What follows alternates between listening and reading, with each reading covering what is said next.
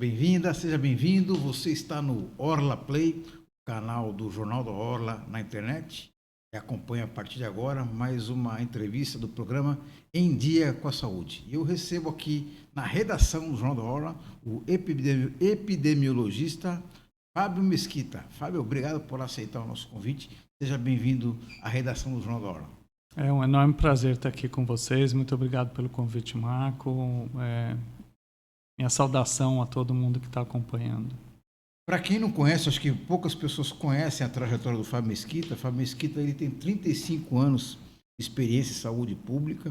Ele coordenou os programas DST-AIDS das prefeituras de Santos, São Vicente e São Paulo.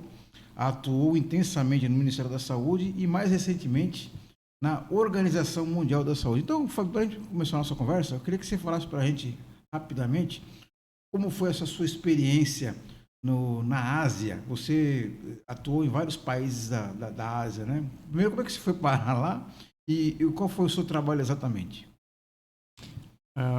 Obrigado, Marco. Faltou aí na apresentação que eu fui secretário municipal de saúde no Guarujá também. Ah, sim, faltou. Só para falar um pouco da região. A trajetória é bem longa, é verdade. Só para falar um pouco da região. Também fui médico em Cubatão, fui médico em Itanhaém, enfim, eu trabalhei em várias das cidades aqui da Baixada Santista. Bom, a primeira vez que eu fui para fora do país, a gente tinha terminado o governo da prefeita Marta Suplicy. Naquela época eu fui o coordenador de AIDS do município de São Paulo, que tinha o maior número de casos de AIDS do país, cerca de 20% dos casos de AIDS. E naquela época, depois, os 2 primeiros anos eu fui coordenador de AIDS, os outros 2 anos eu fui o responsável por todos os programas de saúde do município de São Paulo. Eu trabalhei com o Dr. Eduardo Jorge, que foi o primeiro secretário dos 2 primeiros anos, e com o Dr. Gonçalo Vecina, que foi o secretário nos outros 2 anos, né? Amigos até hoje, pessoas assim super importantes na história da saúde pública do Brasil. Ao final de 2004, a gente perdeu a eleição de São Paulo, a gente perdeu a eleição de Santos, e aí eu tinha um convite já há algum tempo para ir para fora do país. E eu fui convidado por um centro de pesquisas australiano, que chama o Instituto Burnet, o maior centro de pesquisa de AIDS e de hepatites virais que a Austrália tem.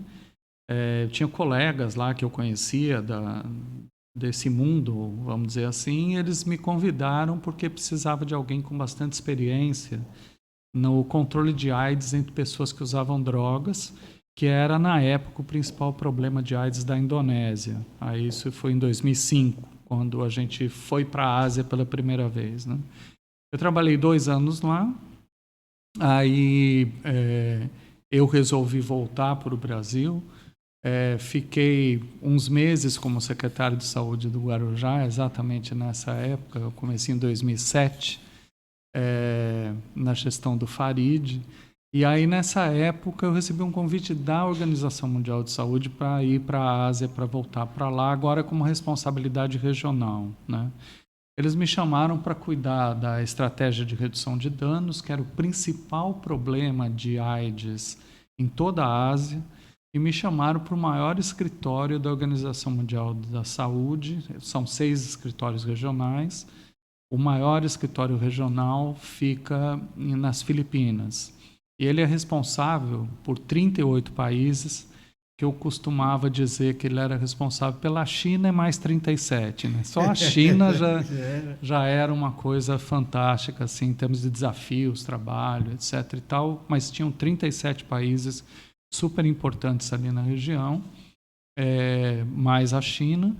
E eu trabalhei ali 3 anos e meio, quando eles estavam precisando muito que eu fosse para o Vietnã, tinha questões muito específicas ali do país e com um desafio enorme na questão de AIDS, e aí eu fui ser o chefe de todo o programa de AIDS e hepatites virais da OMS no Vietnã.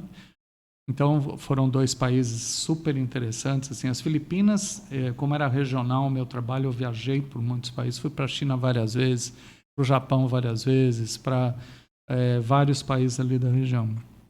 Aí, nesse momento, teve uma crise política aqui no Ministério da Saúde, e nessa crise política, era o governo da Dilma, o então ministro Padilha, né, que hoje é ministro Lula também, era o ministro da Saúde da Dilma, me fez o convite de vir ajudar o meu próprio país, né, e ser diretor do departamento de AIDS, hepatites virais e DST do Ministério da Saúde. Bom, eu não tive como dizer não, né? Eu interrompi o meu trabalho na OMS por um tempo, vim por 3 anos para cá. Quando teve o impeachment da Dilma, eu saí.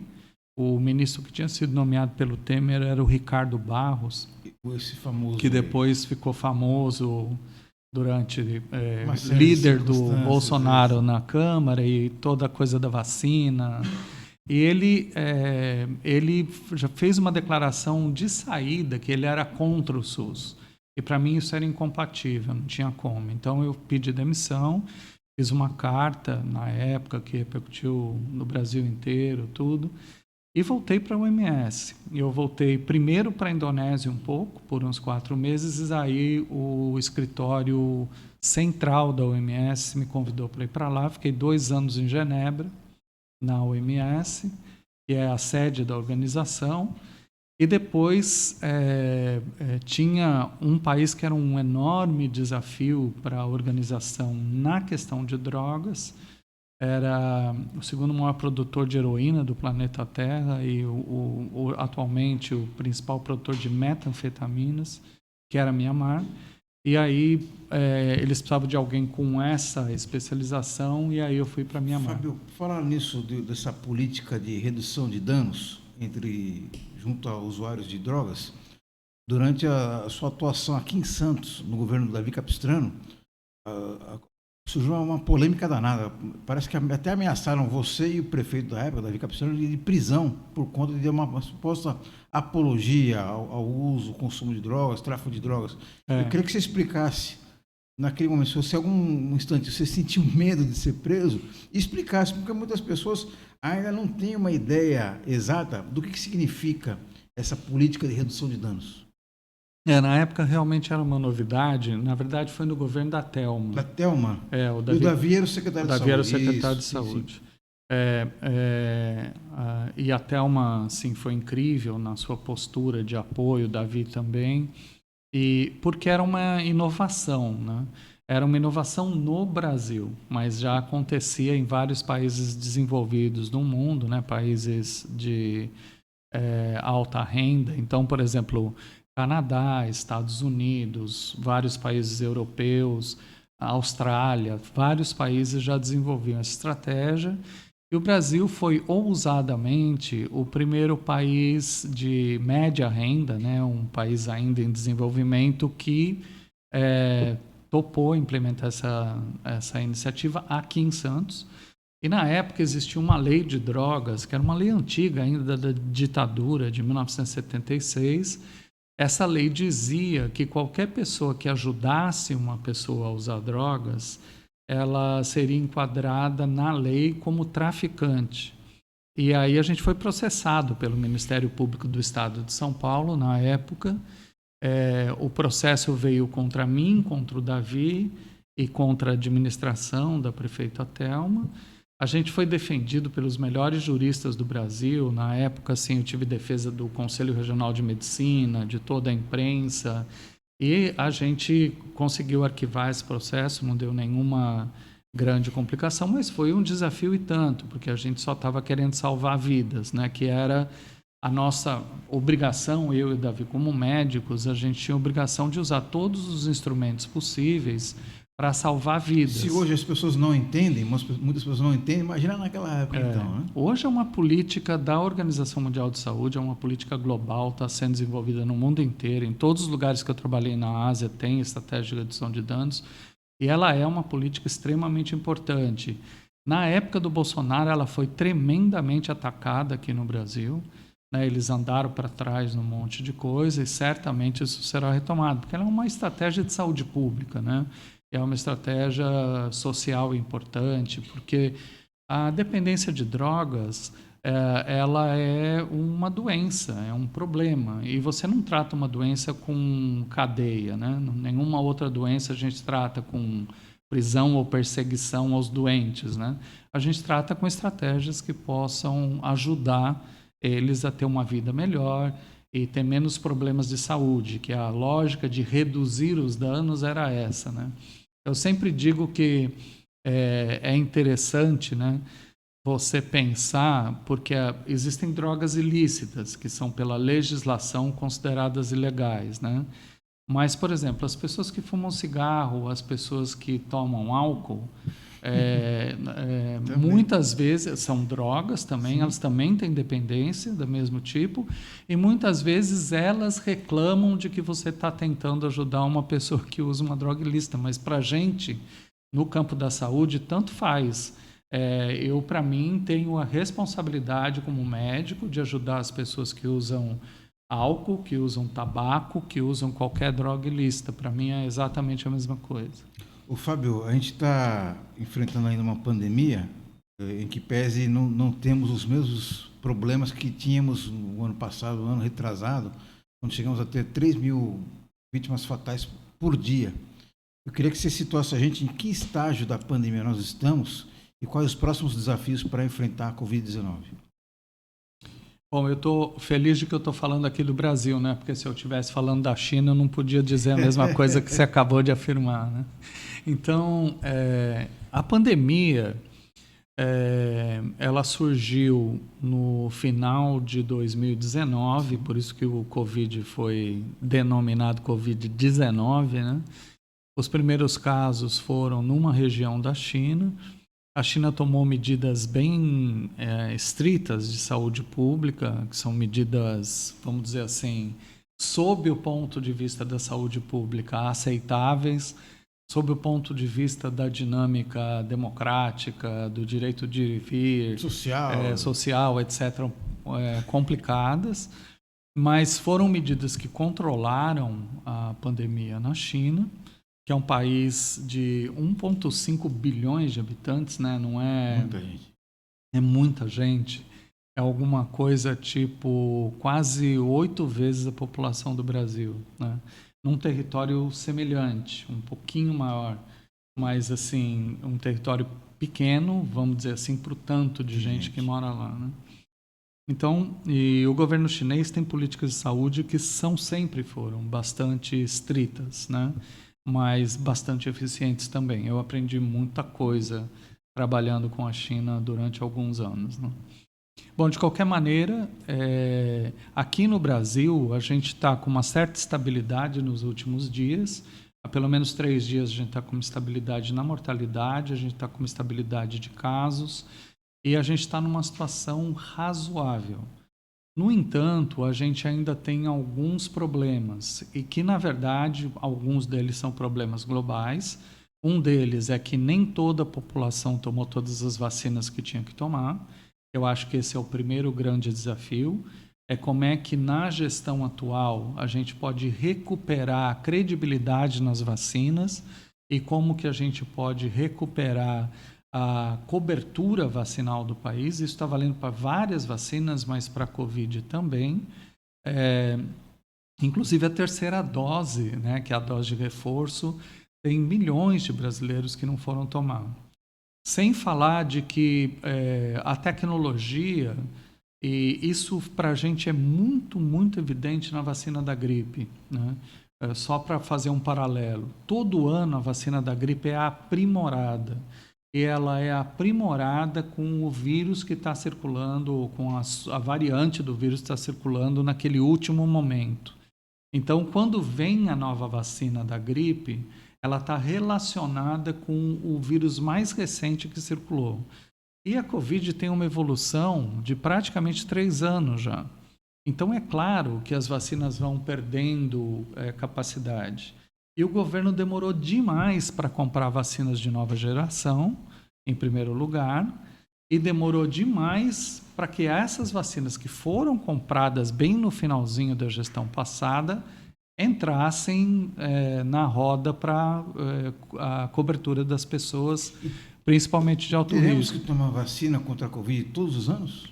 A gente ainda não tem uma afirmação técnica sobre isso. Isso ainda não é uma decisão da OMS, isso ainda não é uma decisão, por exemplo, do CDC dos Estados Unidos. Assim, essas grandes agências que cuidam da saúde da população global, elas ainda estão estudando qual é a melhor forma, mas possivelmente essa será uma estratégia, ou pelo menos pelos próximos alguns anos, né?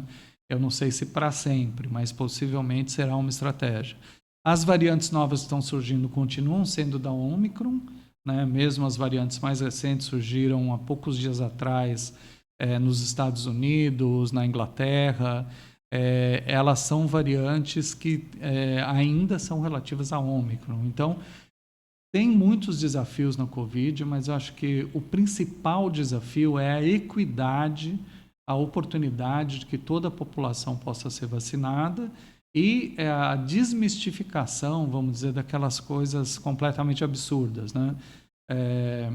Por exemplo, eu sempre faço essa brincadeira porque eu acho um pouco demais, né? Por exemplo, você está na frente do seu celular, do seu computador, você fala sobre uma coisa, em poucos minutos vai aparecer propaganda Sim. daquilo, né? Então, assim, não precisa de um chip na vacina, gente. A gente já tem chip em tudo quanto é lugar, todos os aparelhos que a gente usa, todas as coisas. A gente já está sendo controlado no Big Brother, vamos dizer, da tecnologia. É ridículo pensar que a vacina vai ser o problema, entendeu? Agora, Fábio, o mundo inteiro foi abalado, foi atingido por um vírus, né? Covid-19, tanto é que é uma pandemia. Qual que é o risco do planeta ter que enfrentar, ter que sofrer um novo vírus, uma nova pandemia? É enorme. Ou uma nova doença? É enorme, né? Assim, eu acho que nitidamente essa última pandemia e várias outras doenças que vêm surgindo estão associadas à degradação do meio ambiente. Eu diria que aqui no caso do Brasil, né? Eu acho que a gente tem que celebrar muito o fato de que a Marina Silva voltou a ser a ministra do Meio Ambiente, porque ela é uma lutadora pela preservação, né, do meio ambiente. O Brasil tem um papel fundamental nessa história global, mas o mundo todo ainda precisa melhorar muito em termos da preservação do meio ambiente, né? Todas as análises que foram feitas em relação ao Covid-19 mostram que estava associado a questões ambientais na China e que pode tranquilamente acontecer. A OMS chegou ao ponto, né, que uma das áreas mais importantes que ela tem nesse momento é a criação de uma estrutura só de prevenção de novas epidemias que podem surgir. Então, assim, o mundo todo já está olhando para isso, já está se preparando, porque o Covid pegou a gente de surpresa, no sentido de que a gente não tinha uma preparação para pensar que uma doença pudesse espalhar com essa capacidade, né? A gente deve lembrar que o coronavírus, que é o vírus do Covid, quando o Covid chegou, já existiam 7 outros coronavírus que tinham circulado na humanidade. E 2 deles tinham feito um certo strike, mas um strike localizado, né? Um foi o da SARS, que se localizou, era coronavírus, mas ficou localizado na Ásia. E o outro foi o da MERS, que é do meio do Oriente Médio, né? Que ficou localizada no Oriente Médio. Esse novo coronavírus, ele veio e espalhou pelo planeta todo. Isso é um sinal também de que não é só a questão ambiental. A gente está com um processo de globalização que é muito maior hoje do que era 20 anos atrás, quando a SARS surgiu. O trânsito do vírus é muito mais fácil. Porque né? é muito fácil. Você tem hoje grandes Ubers de aeroporto que tem avião para tudo quanto é lugar, de tudo quanto é lugar. Você tem uma circulação de mercadorias, de pessoas no mundo inteiro de uma forma que a gente não tinha isso há anos atrás, né? Então, realmente, essa capacidade de mutação dos vírus em função da nossa intervenção no meio ambiente, somado à globalização, são os dois fenômenos Eu que queria espalharam. insistir nesse tema, que eu acho muito importante, Fábio, porque muitas pessoas, infelizmente, quando falam de preservação ambiental, parece que é uma coisa abstrata, né? Que não tem muito a ver com a vida dela nos centros urbanos. Então, eu queria que você falasse como é que impacta na saúde pública, na proliferação de doenças, por exemplo, a devastação de mata nativa, destruição de rios por garimpo ilegal, por exemplo, ou a ocupação desordenada de grandes centros urbanos. A natureza tem um equilíbrio natural, né? Assim, as coisas funcionam com uma harmonia. Então, toda vez que você quebra essa harmonia, você está expondo as pessoas. Eu vou dar um exemplo que parece assim óbvio, mas assim é muito importante, que é a leptospirose, né? Leptospirose é uma doença transmitida por rato. E você não faz contato com a urina do rato num dia normal, mas num dia de chuva, Sim. que está tudo inundado e que você põe o pé na água, você tem uma enorme possibilidade de pegar leptospirose. E essa inundação só aconteceu porque as pessoas jogaram lixo na praia, jogaram lixo na rua, jogaram lixo nos bueiros, fizeram coisa. Então, assim, a gente tem uma tendência de se desresponsabilizar dos ataques ao meio ambiente. Tem, obviamente, a omissão das autoridades, que ficou muito óbvio no governo passado, né? Tinha aquele discurso do então ministro do Meio Ambiente que ia passar a boiada, aproveitando a Exatamente. confusão. Então, assim, claro que a gente tem devastações que têm um impacto muito óbvio, mas todos os ataques ao meio ambiente, eles são perigosos do ponto de vista da saúde pública. Nesse caso específico do coronavírus, está mais do que demonstrada essa associação, né? O tipo de coronavírus que surgiu em Wuhan, na China, era um coronavírus que vinha de comer algum tipo de animal que se contaminou com o coronavírus, e aí esse coronavírus circulou para os seres humanos e disseminou na humanidade. Então, isso é assim, não tem como a gente atacar o meio ambiente e achar que não tem revanche, né? Tem consequência. As coisas não vão voltar para os seres humanos, né? Voltando a falar um pouco da questão da AIDS, década de 80, 90, a AIDS impactava muito mais, né? Até por conta da aparência física das pessoas portavam, que tinham a doença. E hoje, as gerações, principalmente as gerações mais recentes, não têm mais esse entendimento, essa percepção do risco, até mesmo da letalidade da AIDS.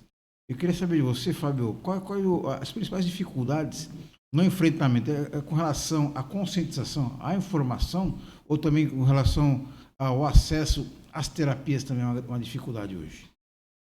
Bom, digamos que a gente tem um quadro global e a gente tem um quadro local, né? Local que eu digo aqui no Brasil, né?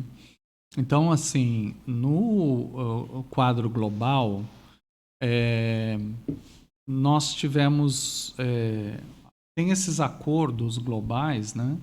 E o acordo que é dos indicadores do desenvolvimento sustentável para 2030 colocava a possibilidade de eliminar a AIDS como um problema de saúde pública. Então, esse acordo foi assinado por vários governos, inclusive o governo do Brasil, e todo mundo estava trabalhando nessa direção. Como é que você diminui o número de casos e como é que você diminui o impacto, inclusive com mortalidade. Esses eram os dois principais indicadores. A tecnologia avançou muito, né? Na década de 80, primeiro que a gente foi ter o primeiro medicamento que tratava AIDS, ele foi introduzido em 1989. O AZT? O AZT. E isso, a AIDS já estava em curso na humanidade, né, circulando desde 1981. Então, assim, foi quase 8 anos sem nada. Aí chega o AZT.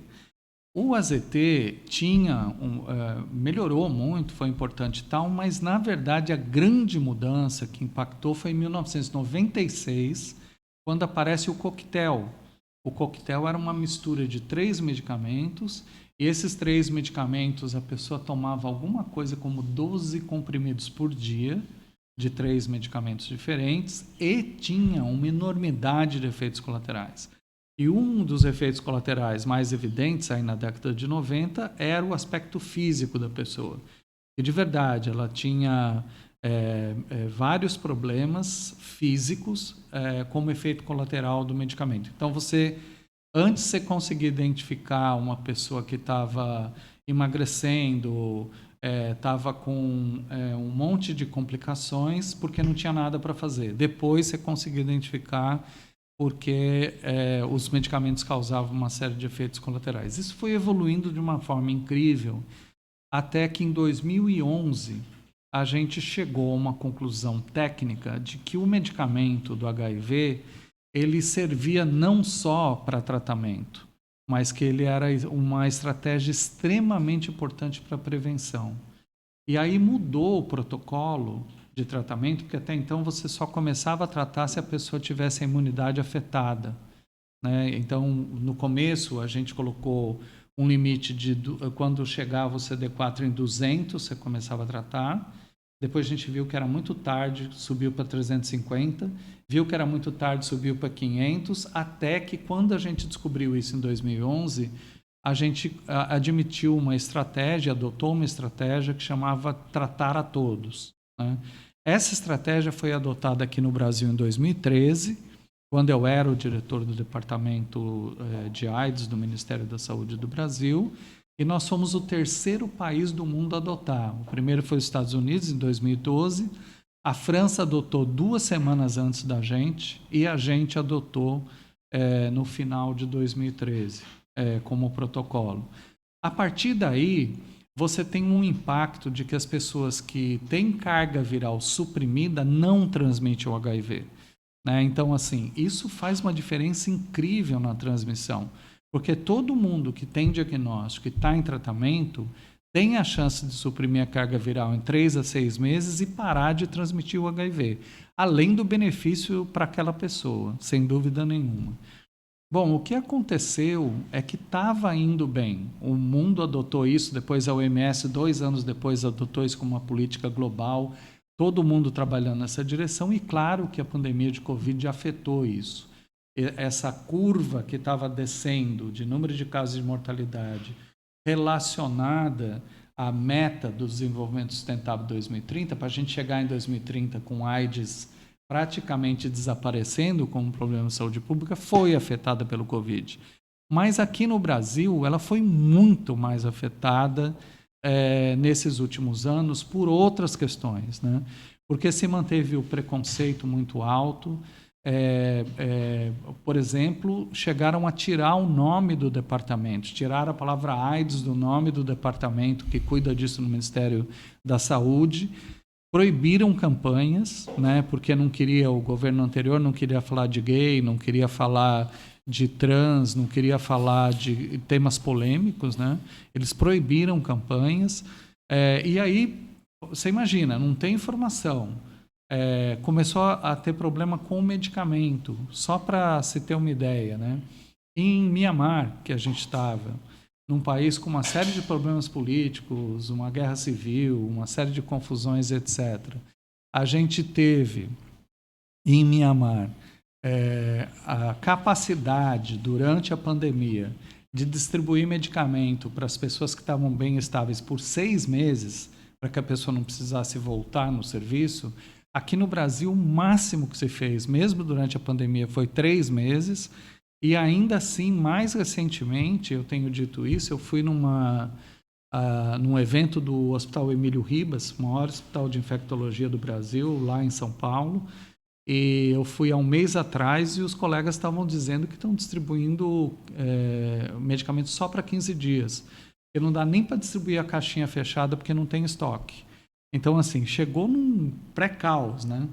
E realmente, digamos que os desafios vão ser enormes para colocar o Brasil de volta naquela posição que ele sempre teve de ser um país completamente respeitado nesse tema da luta contra a AIDS no mundo todo, né? Falando nesse assunto da questão da política de saúde pública no Brasil, independentemente de quem vá assumir os cargos estratégicos nessa gestão atual do Ministério da Saúde, queria que você pontuasse para a gente quais as principais estratégias que devem ser adotadas no Ministério da Saúde com relação à vacinação, à medicina preventiva e outros temas que você acha que são importantes para, na verdade, recuperar o tempo que foi perdido, né, Fábio?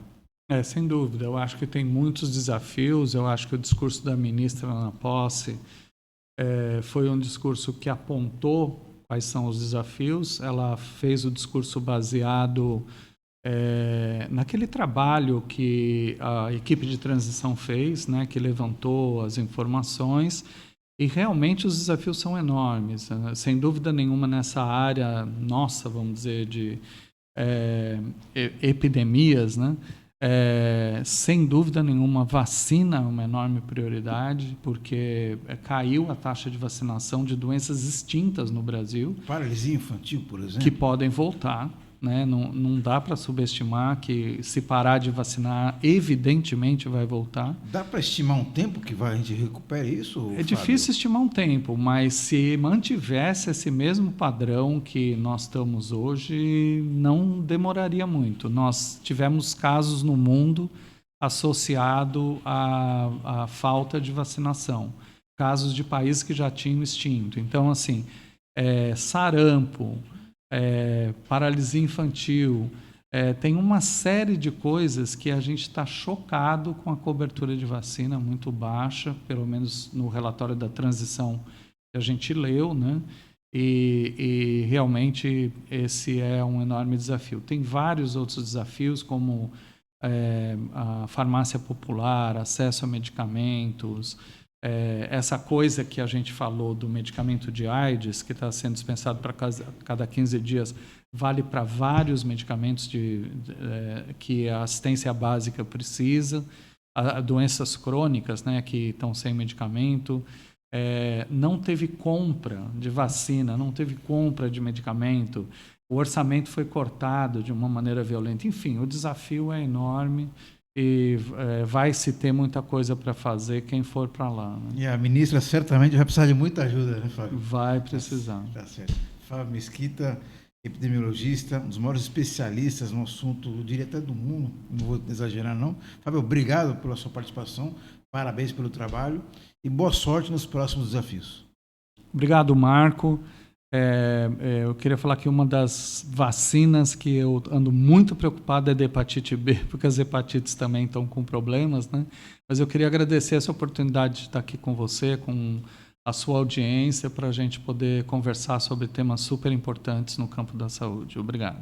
Obrigado, Fábio. Um agradecimento especial a você que nos acompanhou nessa entrevista. Sugiro você a compartilhar essa nossa conversa e certamente você conhece alguém que vai se interessar por esses assuntos. Obrigado a todos. Até a próxima.